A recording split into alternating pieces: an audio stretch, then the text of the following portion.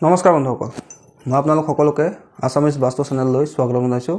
বন্ধুসকল মোৰ নাম গোবিন্দ ৰাজখোৱা মই এজন বাস্তু এক্সপাৰ্ট নিউমেৰোলজিষ্ট বন্ধুসকল আপোনালোকৰ সুবিধাৰ্থে মই চেনেলটোত বাস্তুৰ শাস্ত্ৰ সম্পৰ্কে জ্যোতিষৰ সম্পৰ্কে সংখ্যাতত্ত্বৰ সম্পৰ্কে তাৰ লগতে তন্ত্ৰৰ বিভিন্ন প্ৰয়োগৰ ভিডিঅ'সমূহ ইয়াত আপলোড কৰি থাকো গতিকে যদিহে আপোনালোকৰ মোৰ চেনেলৰ ভিডিঅ'সমূহ চাই ভাল লাগে অনুগ্ৰহ কৰি মোৰ চেনেলটো সাবস্ক্ৰাইব কৰিব ভিডিঅ'সমূহ লাইক কৰিব কমেন্ট কৰিব আৰু যিমান পাৰে শ্বেয়াৰ কৰিব বন্ধুসকল আজি যেটো উপায় সম্পৰ্কে ক'বলৈ আগবাঢ়িছো সেই উপায়টো আপোনালোকে মন দি শুনিব যদি আপোনালোকৰ অনুভৱ হয় যে আপোনাৰ সন্তানে বিপথে গমন কৰিছে অৰ্থাৎ তেওঁ বেয়া সংগ লাভ কৰিছে অৰ্থাৎ তেওঁ বেয়া বস্তুৰ প্ৰতি লাহে লাহে আসক্তি বৃদ্ধি পাইছে কথা ক'লে নুশুনা হৈছে বা আপুনি ভাল কথা ক'লে গুৰুত্ব নিদিয়া হৈছে বা আপুনি ক'বলৈ যাবলৈ মনা কৰিলে তেওঁ আপোনাৰ কথা নুশুনে বা কিবা এটা কৰিবলৈ ক'লে কৰিব নোৱাৰো বুলি কয় পঢ়িব ক'লে পঢ়া টেবুলত বহি ফুংফাং কৰি থাকে দিনটো যত্তত ঘূৰি ফুৰে যিসকল বন্ধুৰ লগত আপুনি ঘূৰিবলৈ মনা কৰে সেইসকল বন্ধুৰ লগতে ঘূৰি ফুৰে বা আপোনাৰ যদি ঘৰত কোনোবা শিশু সন্তান আছে সেয়া খুব দুষ্ট নেকি খুব দুষ্টামি কৰে নেকি এই দুইটা সমস্যাৰে সমাধানৰ উপায় সম্পৰ্কে মই আজি আপোনাক ক'বলৈ আগবাঢ়িছো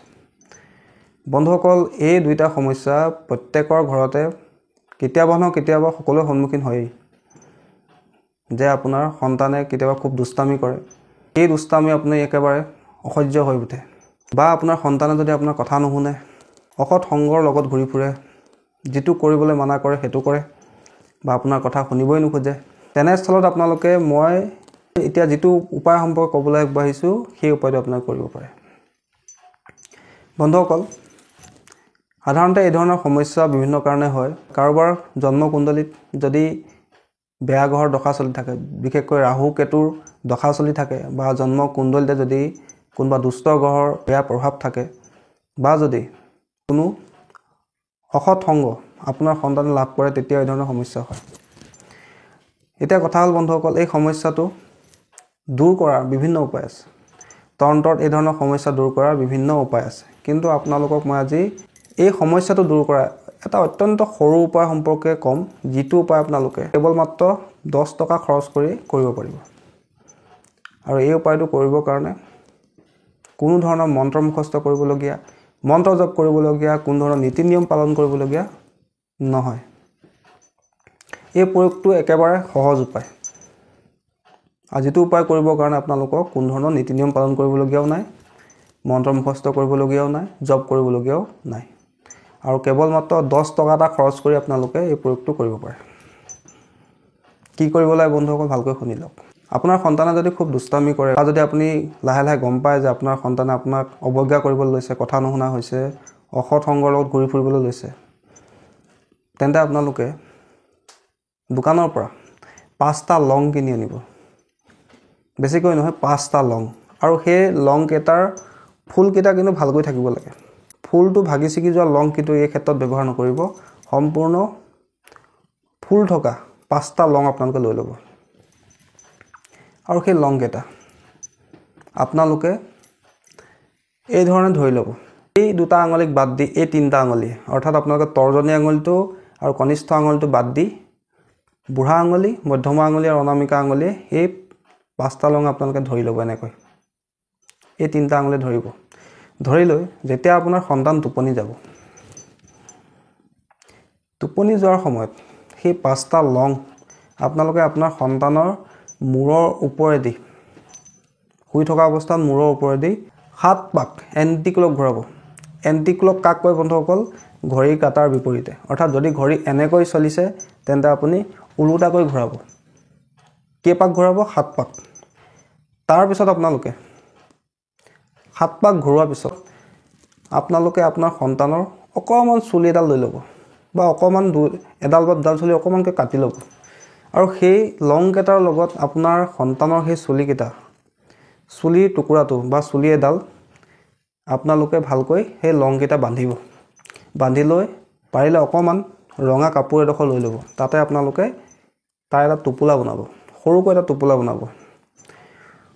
আৰু সেই টোপোলাটো আপোনালোকে নি আপোনাৰ ঘৰত যদি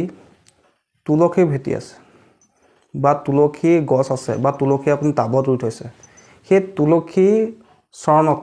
অৰ্থাৎ আপুনি তুলসীৰ তলত অকণমান এটা গাঁত খানি সেই লংকেইটাৰ সৈতে আহি চুলিডাল আপোনালোকে পুতি দিব আৰু মনে মনে প্ৰাৰ্থনা কৰিব যে হে তুলসী মাতা মোৰ সন্তানক সুমতি দিয়া। এইদৰে কৈ আপোনালোকে এই প্ৰয়োগটো সম্পন্ন কৰিব। কিন্তু বন্ধুসকল, এই প্ৰয়োগটো আপোনালোকে যেতিয়াই তেতিয়াই কৰিলে নহ'ব। এই প্ৰয়োগটো আপোনালোকে কৰিব লাগিব কোনোবা এটা শনিবাৰে নহ'লে কোনোবা এটা মঙলবাৰে। অন্য বাৰত কিন্তু এই প্ৰয়োগটো আপোনালোকে কৰিব নোৱাৰিব আৰু এই প্ৰয়োগটো কৰিব লাগিব ৰাতি 9টা বজাৰ পিছত। অৰ্থাৎ ৰাতি 9টা বজাৰ পিছত কোনো শনি মঙলবাৰেহে এই প্ৰয়োগটো আপোনালোকে কৰিব পাৰিব। আৰু এই প্ৰয়োগটো আপোনালোকে কণ্টিনিউ 8টা শনিবাৰ নহ'লে 8টা মঙলবাৰ কণ্টিনিউ কৰিব লাগিব। কি কৰিব লাগিব? 5টা লং আনিব। আপোনাৰ সন্তান যেতিয়া টোপনি যায় তেতিয়া তেওঁ মূৰৰ ওপৰেদি 7 পাক এণ্টিক্লক ঘূৰাই ল'ব। এণ্টিক্লক ঘূৰাই তেওঁ এডাল মূৰৰ চুলি লৈ ল'ব আৰু লংকেইটাত ভালকৈ বান্ধিব। বান্ধি লৈ আপুনি তুলসীৰ তলত অকণমান গাঁত খানি তাত পুতি দিব আৰু মনে মনে প্ৰাৰ্থনা কৰিব সেই তুলসী মাতা মোৰ সন্তানক বা মোৰ ছোৱালীজনীক বা ল'ৰাটোক সুমতি দিয়া। এইদৰে কৈ আপোনালোকে এই ক্ৰিয়াটো সম্পন্ন কৰিব। আৰু এই ক্ৰিয়াটো আপোনালোকে যদি শনিবাৰৰ পৰা আৰম্ভ কৰে তেন্তে কণ্টিনিউ 8টা শনিবাৰ কৰিব আৰু যদি আপোনালোকে মঙলবাৰৰ পৰা কৰে তেন্তে কণ্টিনিউ আপোনালোকে 8টা মঙলবাৰ এই প্ৰয়োগটো কৰিব। আৰু এই প্ৰয়োগটো মাকেও কৰিব পাৰে বা দেউতাকেও কৰিব পাৰে। তাত কোনো ধৰণৰ বাধা বাধকতা নাই বা ঘৰৰ যিকোনো সদস্যই এই প্ৰয়োগটো কৰিব পাৰে। বন্ধুসকল, মই আপোনালোকক কথা দিছোঁ, যদি আপোনালোকে এই প্ৰয়োগটো মই যিদৰে ক'লোঁ সেইদৰে কণ্টিনিউ 8টা শনিবাৰ কৰে বা 8টা মঙলবাৰে কৰে, চাব আপোনাৰ সন্তান লাহে লাহে আপোনাৰ বাধ্য হ'বলৈ ল'ব। এই সন্তানে আপোনাৰ কথা শুনিবলৈ ইচ্ছা নকৰে, খুব ঘৰত দুষ্টামি কৰে, পঢ়িবলৈ মন নকৰে, আপুনি কথা ক'লে উফাইদাং মাৰি উঠে, পঢ়াৰ কথা ক'লে খঙত দপদপাই উঠে, তেনেকুৱা সন্তানেও লাহে লাহে আপোনাৰ ঠাণ্ডা হৈ পৰিব। তেওঁৰ সেই খং ৰাগ কথা নুশুনাৰ দৰে সমস্যা বা যদি কিবা অসৎ সংগতো পৰিছে সেই সংগও লাহে লাহে তেওঁৰ পৰা আঁতৰি যাব। অৰ্থাৎ তেওঁৰ তুলসী দেৱীৰ কৃপাত সুমতি লাভ হ'ব। বন্ধুসকল, এই প্ৰয়োগটো অত্যন্ত এটা শক্তিশালী প্ৰয়োগ। গতিকে যদিহে আপোনালোকে এই ধৰণৰ সমস্যা সঁচাকৈ ভুক্তভোগী তেন্তে আপোনালোকে দুষ্ট সন্তানৰ ক্ষেত্ৰত বা কথা নুশুনা সন্তানৰ ক্ষেত্ৰত এই প্ৰয়োগটো কৰিব পাৰে। বন্ধুসকল, আশা কৰিছোঁ আজি আপোনালোকৰ যদি আপোনাৰ সন্তানে খুব দুষ্টামি কৰে, আপোনাৰ সন্তানে আপোনাৰ কথা নুশুনে, শুনিবলৈ ইচ্ছা নকৰে, পঢ়াৰ কথা ক'লে দপদপাই উঠে, ভাল কথা ক'লেও শুনিব নোখোজে, ক'ৰবাত নাযাবি বুলি ক'লে তেওঁ কথাও শুনিবলৈ ইচ্ছা নকৰে, তেনেস্থলত আপোনালোকে এই প্ৰয়োগটো কৰিব পাৰে। আৰু এই প্ৰয়োগটো এটা অত্যন্ত শক্তিশালী পৰীক্ষিত প্ৰয়োগ। সম্পূৰ্ণ মনত আস্থা ৰাখি, ঈশ্বৰৰ প্ৰতি ভক্তি ৰাখি, মনত কোনো ধৰণৰ সংশয় নৰখাকৈ এই প্ৰয়োগটো আপোনালোকে কৰিব, নিশ্চয় আপোনালোকৰ এই সমস্যাটো শীঘ্ৰে দূৰ হ'ব। বন্ধুসকল, আশা কৰিছোঁ আজি আপোনালোকৰ এই উপায়টো সম্পৰ্কে জানি ভাল লাগিলে। আশা কৰিছোঁ আপোনালোকৰ